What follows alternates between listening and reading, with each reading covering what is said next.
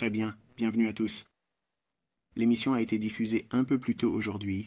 J'ai des projets pour ce soir, alors je veux m'en débarrasser.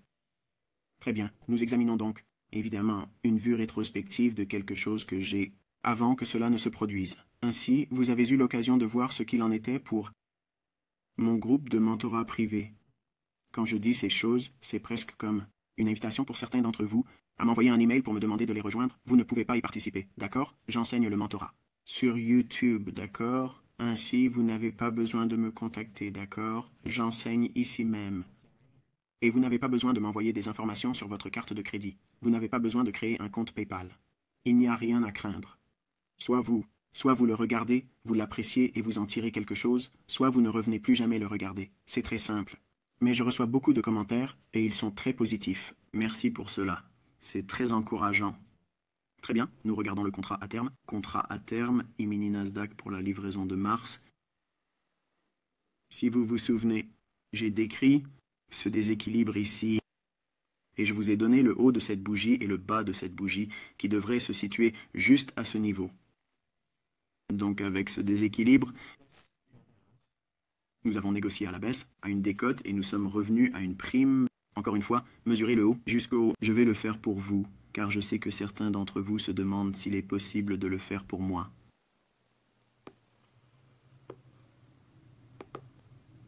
Très bien, voici 50%, c'est l'équilibre, à l'intérieur de cette fourchette haute et basse. Donc nous avons négocié à partir de ces bas jusqu'à une prime au-dessus de 50%, en dessous de 2%, c'est une décote ici. Nous avons essayé de remonter au-dessus de ce sommet, sans succès. Nous sommes redescendus en dessous de 50%, à créer un vide. D'accord. Il revient sur le marché des primes au-dessus du pourcentage et comble l'écart. J'ai mentionné comment ce type de retracement peut endormir les traders en leur faisant croire qu'il va aller plus haut, mais nous pensons en bas. Ok, la liquidité qui se trouve en dessous est ce qu'ils vont attaquer. Toute cette consolidation ne fait que créer une nouvelle opportunité de vente en bas. Et encore une fois, nous vous invitons à revenir en arrière et à écouter les précédentes. Vous m'entendrez dire que nous allons descendre ici. D'accord, donc il faut rééquilibrer ceci d'abord, et il passe 3 jours dans cette fourchette. Vous avez remarqué? Ensuite, il se libère à la baisse, attaque le côté vendeur ici, et s'échange dans la liquidité du côté de la vente en se reposant en dessous d'ici. Passons donc à un graphique horaire à plus petite échelle de temps, et trouvons plus d'informations et de détails. Très bien, voici le graphique horaire. Vous pouvez voir que haut de la fourchette. Écart dans la partie inférieure de la faveur, un écart. Nous avons négocié à la hausse. Nous avons vendu, consolidé, vendu une fois de plus. Et vous me regardez, moi partagé, sur l'onglet communauté, mes transactions en direct. D'hier, il a été négocié par l'intermédiaire de Temery Trade. Il ne s'agissait pas d'un compte de démonstration. Ok, donc je vais vous expliquer ce que j'ai utilisé, ce que j'ai vu. Et puis, évidemment, je vous montrerai dans le compte où se trouvent les détails. Ok. Très bien, le marché a commencé à se négocier. Il s'est redressé et a atteint un sommet à court terme vendredi. Voir ça. Puis il a commencé à s'effondrer. Et pendant la nuit, j'ai regardé cela. Mais j'espérais qu'il n'atteindrait pas ce creux, ce plus bas. Avant le matin, je voulais le voir se négocier à la hausse, atteigne ce sommet, puis se consolide après être passé sous ce creux à court terme. Je ne voulais pas qu'il soit pressé avant le nouveau dans la matinée, parce que cela aurait mis en place une belle position courte ici où j'aurais pu courir sous ce bas et ensuite voir si je pouvais capturer une réentrée, ce qui est l'entrée que vous allez me voir faire. Et ensuite, la baisse ici. Lundi, c'était un jour férié, et les transactions s'arrêtent généralement à 1 heure de l'après-midi les jours fériés, et reprennent vers 6 heures de l'après-midi, heure de New York. Et lorsque nous nous sommes arrêtés ici, nous étions déjà descendus de manière agressive, et nous nous sommes arrêtés juste là. J'étais donc persuadé que nous allions passer en dessous, et cela a donné un magnifique gap plus bas et un run immédiat. Mais je regardais le niveau de 13,590, 13,586 en temps réel, et je n'ai pas pu atteindre mon écran assez rapidement pour le fermer, et je n'ai pas voulu mettre un ordre limite, parce que s'il est descendu vraiment loin en dessous et a commencé à courir, vous savez, vraiment plus bas avec beaucoup de rapidité, et ainsi de suite. Je ne voulais pas limiter ma sortie profitable avec un ordre limité. Je l'ai donc laissé ouvert et je voulais voir jusqu'où j'irais. Au moment où j'ai clôturé la transaction, j'étais à 2 $. Mon entrée était de $2 et la sortie était de $. Ce n'est pas un petit nombre de ticks, $.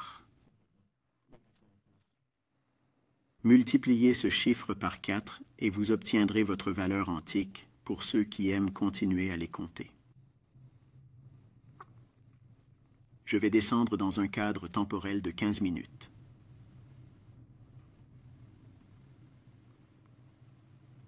Nous avons eu cette course sur le plus haut de vendredi ici. Il a commencé à s'effondrer et à 10h30 du matin, 10h30 était le remplissage réel. Donc c'était juste dans cette bougie. Juste ici. Je négocie sur cette bougie en étant à découvert. Nous allons donc entrer dans les détails et voir pourquoi c'était le cas. Et encore une fois, vous verrez la connexion au compte en direct et l'activité. D'accord. Accrochez-vous à vos chevaux. Si c'est l'attitude que vous avez en ce moment, c'est avec du recul. Nous allons donc passer à un graphique de 5 minutes, commencer à descendre dans les détails ici.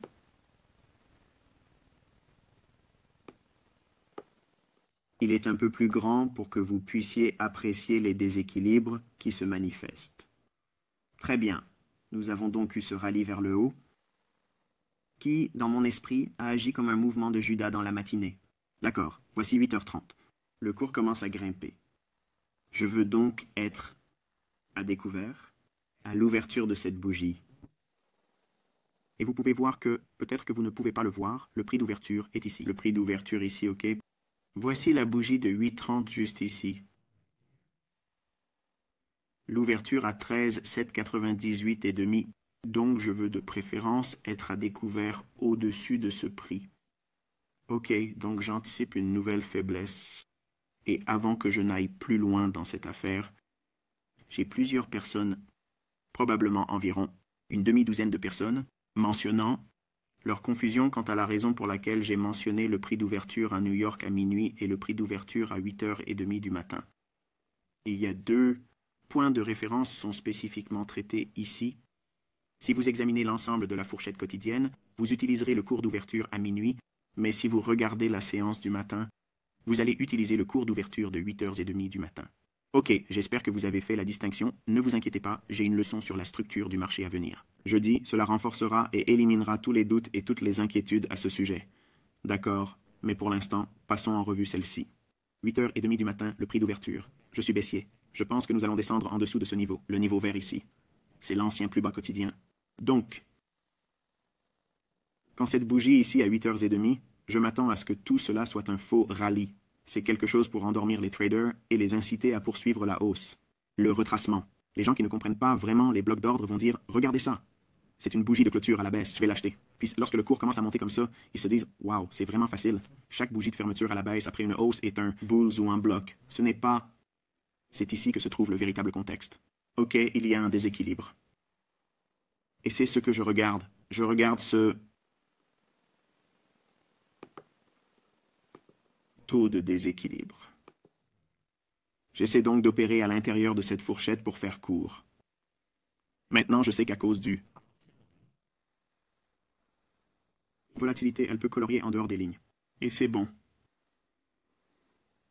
Les corps des bougies soutiennent en quelque sorte l'idée de ce que je recherche, mais les mèches m'importent peu parce que je veux entrer dans le marché quand c'est idéal et je vais vous montrer à quoi cela ressemblait pour moi à ce moment-là. Un graphique de 4 minutes. Voici le déséquilibre et l'écart de juste valeur sur le graphique en 5 minutes. Mais il est un peu faussé car il faut 2 bougies pour montrer cette fourchette. Le marché se négocie à la hausse et à droite, dans cette bougie, c'est là que j'ai pris une position courte. Je suis entré à 10h33. Ok, c'était ma position courte. En descendant dans un graphique de 3 minutes,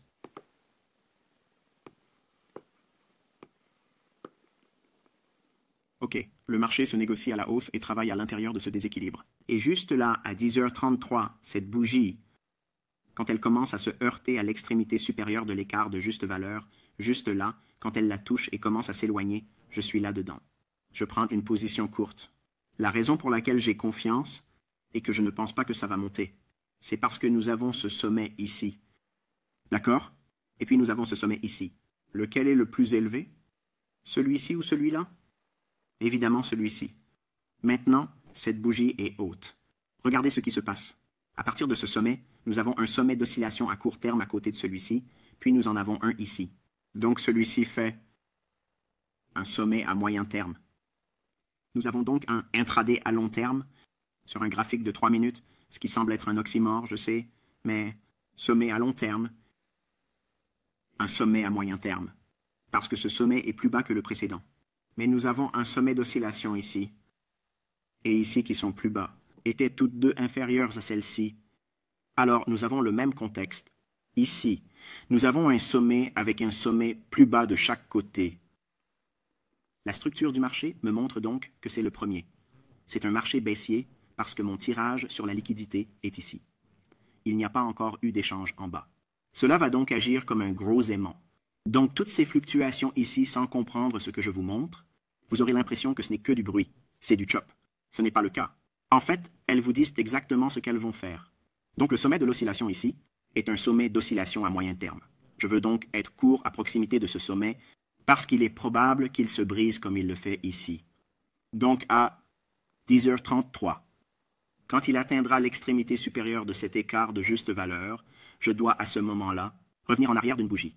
Nous avons ce sommet, un sommet plus élevé et un sommet plus bas. Nous avons donc un plus haut avec un plus bas de chaque côté. C'est un sommet d'oscillation. Il est plus bas que celui-ci, qui est inférieur à celui-ci. Ainsi, il ne s'agit pas seulement de regarder les creux et les hauts inférieurs. Il ne s'agit pas seulement de regarder les plus bas et les plus hauts. C'est ce qu'un personne myope viendrait et regarderait cela. Ainsi, lorsqu'ils me voient tracer un rectangle sur le graphique, ils se disent que cela répond à la demande. Ce n'est pas le cas du tout. Il y a tellement d'autres facteurs en jeu. Je vous épargnerai tout cela en comparant les contrastes, parce que j'en ai déjà fait beaucoup dans les vidéos de cette chaîne YouTube. Les éléments de moyen terme, les hauts à court terme. J'ai appris cela de Larry Williams. D'accord, ce mode de déchiffrer la structure du marché, il l'a enseigné dans un cours vidéo que j'ai acheté au début des années 90. Il s'agit d'un cours vidéo que j'ai mentionné à de nombreuses reprises sur cette chaîne YouTube. Il s'agit du Future Millionaires Confidential Trading Course. Quelque chose comme ça. Il s'agissait de 4 cassettes VHS et quand il parlait de la structure du marché, ça m'a un peu dépassé les premières fois que je l'ai écouté. Je ne comprenais pas vraiment ce qu'il montrait, jusqu'à ce que je commence à aller littéralement dans les graphiques et à dire « Ok, voici un swing high et c'est comme ça qu'on l'apprend. » Ok, parce que, croyez-moi, regardez cette vidéo ou regardez quelqu'un d'autre, répéter ce que je dis et dire « Wow, il l'a fait en 5 minutes. Il l'enseigne mieux. » Ce n'est pas de la jalousie que je dis ça. Je vous dis que vous n'avez aucune idée de ce que vous faites. Vous ne l'enseignez même pas correctement. Et ceux qui croient que vous l'apprenez correctement vont sur le terrain et se détruisent eux-mêmes. Ce que vous regardez, c'est un graphique de prix avec un directionnel. D'accord? Quelque chose qui conduit à un manque de liquidité. Je vous ai déjà dit la semaine dernière que nous allions passer sous cette ligne verte. C'est là que nous dirigeons. Donc ce que vous faites, c'est que vous regardez tous les sommets d'oscillation, et à chaque fois que vous voyez un sommet d'oscillation et un sommet d'oscillation, c'est simplement un sommet qui a une bougie inférieure à gauche et une bougie inférieure à droite et une bougie au milieu. C'est le sommet de l'oscillation. Notez que dans le passé, lorsque nous imprimions nos graphiques et que nous recevions des livres de graphiques une fois par semaine, ils nous donnaient les données de clôture du vendredi. Ils nous donnaient les données de clôture du vendredi et toutes les bougies quotidiennes, et jusqu'à ce que nous recevions notre nouveau livre de graphiques mis à jour, nous devions dessiner à la main l'ouverture, la hausse, la baisse et la clôture sur les graphiques des marchés que nous suivions. Ainsi, chaque fois que nous voyions un haut ou un bas d'oscillation, nous voyions un sommet ou un creux, nous mettions un petit anneau au-dessus, un petit cercle, comme un petit halo. Et c'était un sommet à court terme. Maintenant, je ferai un double cercle ou un double halo pour un sommet à moyen terme. Puis 3 halos pour un sommet à long terme. Ainsi, lorsque je regarde le prix, cela me permet de classer le niveau de hauteur que c'est formé. Il ne s'agit donc pas simplement d'un creux inférieur, d'un creux supérieur inférieur. Non, il faut tenir compte de l'effet d'imbrication des hauts et des bas. Encore une fois, ce concept m'a été enseigné par Larry Williams au début des années 90. Il en parle un peu dans son livre « How I Made $1 Million Trading Commodities Last Year », qui je crois est toujours une lecture essentielle. Même s'il y a beaucoup de choses dans ce livre, je pense que ce n'est que du vent et que c'est comme toutes les phases de la Lune et d'autres choses. Je n'aime pas ce genre de choses. Mais ces chapitres sur la structure du marché et ces concepts de trading à $1 million, ces idées et les principes qui les sous-tendent sont toujours valables aujourd'hui et elles le resteront probablement toujours. Donc, si vous n'avez pas ce livre, je vous recommande de vous le procurer, d'aller le chercher là où c'est possible. Je ne vais pas mettre de lien d'affiliation pour que vous ne pensiez pas que je gagne de l'argent en vantant ces livres. Je pense simplement que c'est un très bon livre. Et au moins une fois par an, je le lis pour des raisons de nostalgie. Pour des raisons de nostalgie, mais je l'ai à peu près souvenir. Verbatim, mais en regardant la relation entre les sommets, je m'y suis fié parce que nous avions déjà un sommet de swing ici. Et je sais que cette bougie n'est pas susceptible de dépasser celle-ci parce que celle-ci n'a pas dépassé celle-là, et celle-ci n'a pas dépassé celle-là. Pas parce que c'est des plus bas et des plus hauts plus bas. Il se passe beaucoup plus de choses sous de la surface que des bas et des hauts plus bas.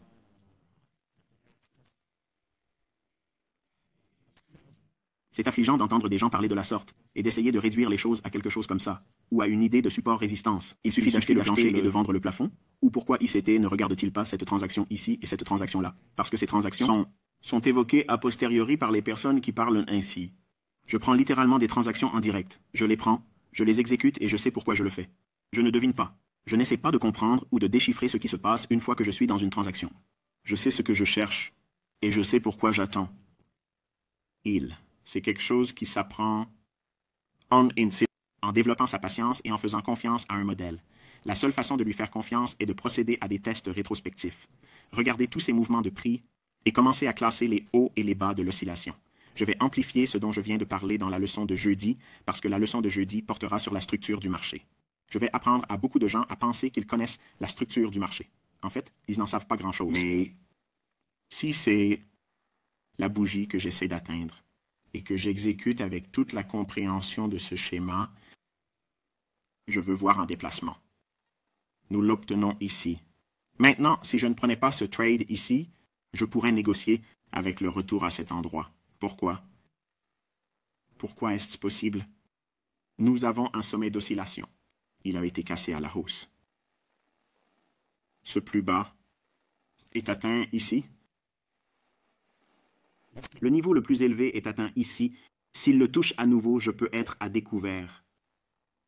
Juste en utilisant le déséquilibre dans la technique d'entrée du gap de la juste valeur que je vous enseigne.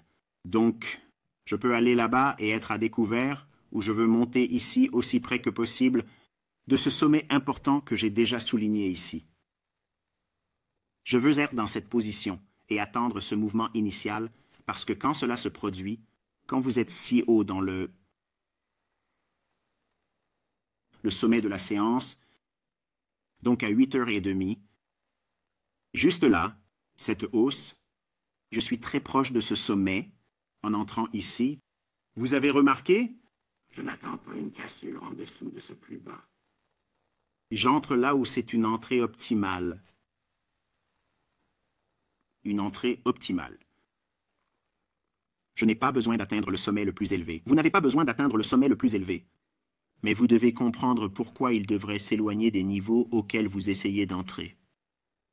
C'est un peu ce que je vous montre ici. Je fais allusion à une leçon plus approfondie que je vous donnerai jeudi. Mais le déplacement arrive, et c'est ce que j'attendais, et il vous donne une confirmation. Lorsque cela se produit, c'est presque comme si vous pouviez vous asseoir, vous détendre et laisser les choses se faire. Le lundi étant un jour férié, je savais que j'avais abrégé les heures d'ouverture de la session. J'allais fermer à 13h, donc c'est là. Ici. Et la bougie suivante, évidemment, serait à 13h, et il n'y a pas d'échange, alors j'ai fermé. Mais il a fermé ici avant 13h, et ensuite. La séance de vacances se termine à 13h, heure locale de New York. Le niveau le plus bas, le niveau vert, est là. Rappelez-vous, revenez au graphique journalier au début de la vidéo, et à ce que nous avons mentionné la semaine dernière. La liquidité, les ventes s'arrêtent en dessous de cette ligne verte, c'est là qu'il fallait agir. Attaque. OK, il est entré. Il a fait, il a ouvert à 6 heures. À l'heure de New York, il s'est ouvert et s'est abattu en accélérant plus bas. Et c'est le mouvement que vous voulez voir être à découvert ici et se couvrir en dessous d'ici. Une fois que c'est fait et qu'il s'enfonce bas profond, c'est tout. Vous prenez vos bénéfices et vous vous mettez sur la touche, puis vous attendez, parce que vous avez un grand écart ici. Il est probable qu'il revienne, qu'il rééquilibre la situation et qu'il la comble. Et c'est ce qu'il fait. Et en fin de compte, se négocie autour de l'ancien plus bas et finit par remonter dans l'après-midi, consolider, puis passe en début de matinée dans les heures de l'après-midi, ici même, et j'ai montré comment cela s'est mis en place, parce qu'après un grand mouvement, vous ne voulez pas trader dans la session du matin. Il ne faut pas le faire. Et je vais délibérément sur un compte démo pour apaiser ce désir de trader. Et ainsi, je ne brûle pas le compte. Je n'enlève pas la chaleur d'une belle victoire et pour la remplacer ou l'atténuer en prenant une transaction perdante. Au cours des 30 dernières années, j'ai eu la chance de savoir comment je m'étais blessé. J'ai eu la chance de savoir comment je me suis blessé. C'est ce genre de choses que j'aime enseigner, mais ce sont aussi les leçons dont tout le monde se plaint, jusqu'à ce qu'ils perdent de l'argent et qu'ils reviennent me voir pour me dire « j'aurais aimé écouter ». Je comprends donc que chacun a sa propre interprétation de ce qu'il devrait faire, de la manière dont il devrait apprendre, mais je l'ai vécu. Je l'ai vécu. Vous ne faites que l'apprendre. Alors quand j'ai une belle journée de victoire, comme vous le verrez, c'était une belle petite victoire, je ne suis pas pressé d'y retourner. Et puis il y a ces jours ici qui peuvent vous faire trébucher. Vous ne savez pas ce qui se passe. Vous ne savez pas ce qui va se passer. J'y suis donc retourné et j'ai fait du trading de démonstration. J'ai utilisé à nouveau, entre guillemets, l'effet de levier d'un courtier à prix réduit pour comparer et contraster avec ceux qui aiment travailler dans leur replay de marché et faire du paper trading avec NinjaTrader. Et puis, vous savez, comparer et contraster, vous savez, ce que je fais avec TradingView. C'est un peu comme si ça grattait une démangeaison.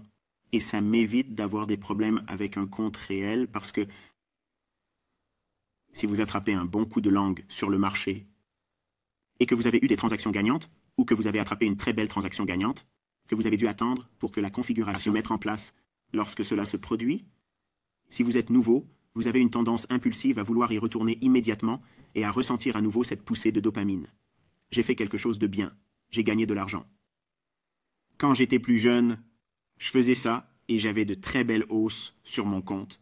Et puis, boum, j'ai eu une très grosse transaction gagnante. Et tout d'un coup, j'ai l'impression que ce n'était pas assez parce que j'étais seul. Personne autour de moi ne me soutenait. Je n'avais aucune structure de soutien autour de moi. Aucune. Personne ne me disait « Hé, ce que tu as fait est génial. Tu n'as plus besoin de t'inquiéter. » C'est donc moi qui me disais qu'il fallait que j'en fasse plus. L'un des obstacles mentaux que vous allez devoir affronter, c'est de savoir quand c'est assez. Et quand vous avez gagné de l'argent réel, sur un compte réel, vous ne voudrez pas vous précipiter pour y retourner. Il y a des gens qui s'assoient sur les médias sociaux et qui disent « Vous savez, vous devez pousser votre avantage. » Non, vous ne devez pas pousser votre avantage. Parce que si vous continuez à pousser votre avantage, on l'aiguise en sachant quand entrer et quand sortir. Et vous ne l'émousserez pas. Ok, donc, lorsque j'entends des gens parler ainsi, je sais déjà qu'ils ne sont pas rentables. Je sais qu'ils ne sont pas rentables parce que ce sont des joueurs et qu'ils veulent donner l'impression qu'ils font quelque chose tout le temps. Mais ce n'est pas le cas. Et s'ils le font, ils le font probablement de façon non rentable. C'est pourquoi, ce matin, après 9h30, quel est le biais? Il est baissier. Cela n'a pas changé. Même si nous avons eu cette hausse, cela n'a pas changé. Donc à 9h30, les actions ouvrent. Après la consolidation, elles montent, créent un plus haut, puis montent à nouveau et suppriment le plus haut. C'est là que se trouvent les arrêts de la hausse. Attendez de voir si le cours veut s'effondrer. C'est le cas. Nous allons donc regarder cela et nous référer à la vidéo. Je viens de mettre en ligne une petite vidéo ce matin et j'ai présenté l'ensemble de l'activité. Je ne veux pas le faire ici parce que cela revient à répéter ce que j'ai déjà montré dans une vidéo très courte d'1 minute environ.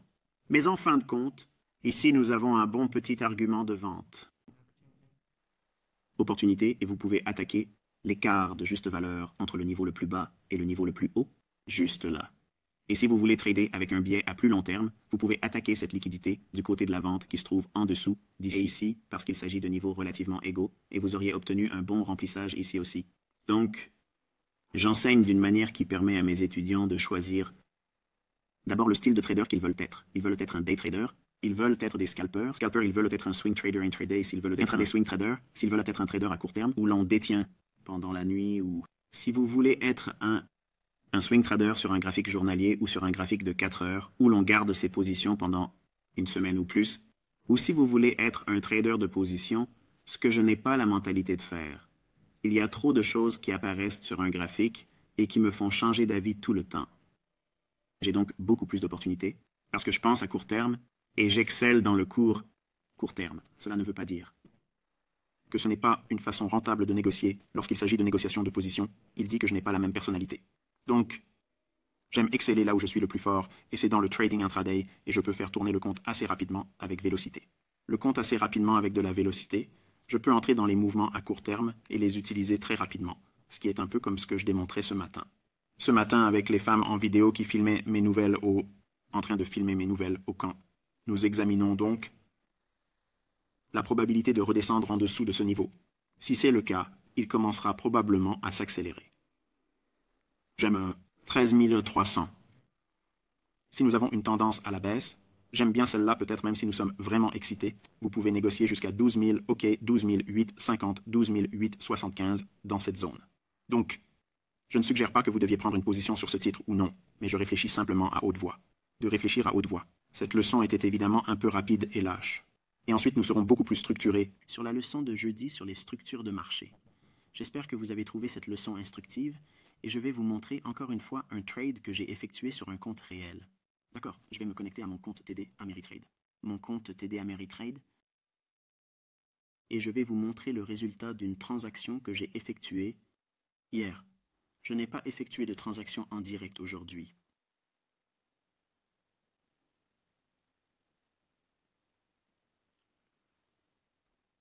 Encore une fois, c'est juste pour montrer que des exécutions réelles sont effectuées. J'aime enseigner avec une démo, mais juste pour répondre aux gens qui sont juste les critiques les plus virulentes ou qui veulent simplement savoir si je peux appuyer sur le bouton. Appuyer sur le bouton SUT. Très bien. Voici donc l'activité des 6 derniers jours de trading. Encore une fois, ce compte est juste pour montrer ce que je pense qu'un étudiant peut faire. Tout de suite, regardez ça. Ici, il ne s'agit pas d'une transaction perdante. Il s'agit d'un résultat négatif. Il s'agit d'un ajustement par le courtier. Parce qu'au moment du règlement, quand j'ai clôturé la transaction, j'avais gagné $. Et à cause de leur comptabilité, ils ont juste montré qu'ils reflétaient un gain de $, ce qui n'est pas un résultat réel réalisé pour moi.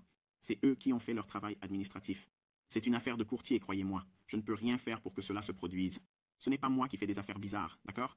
Tous ceux qui négocient avec des fonds réels ont probablement vu cela se produire sur son propre compte. Ici, vous pouvez voir l'exécution d'hier. Au niveau du scratch, où je suis entré un peu trop tôt, c'était un peu ambitieux. Et ensuite, dans le second, je n'étais pas sûr si ça allait monter ou descendre. Et juste pour apaiser ma curiosité, j'ai lancé un short juste pour voir ce qu'on obtiendrait. Il s'est un peu refermé sur moi. Pas beaucoup, mais suffisamment pour attirer mon attention et je savais ce que je cherchais. Il y a le short que je viens de décrire dans la partie précédente de cette vidéo. J'ai écrit tout cela. J'ai attendu l'ouverture de l'écart, après la réouverture à 6 heures. Et voilà la clôture de l'opération. Une belle petite chose, dollar, qui corrige la petite égratignure que j'ai prise sur l'unique transaction plus tôt dans la journée. Et cette ponction n'était rien, il s'agissait de couvrir les coûts. D'accord. Et encore une fois, c'est là que se trouve l'entreprise. C'est l'entrée et c'est la sortie. Et il n'y a pas de frais de commission sur la partie supérieure. Comme vous pouvez le constater, il ne s'agit pas d'une transaction. Vous avez trouvé cela instructif. À jeudi, je vous donne rendez-vous. Soyez prudents.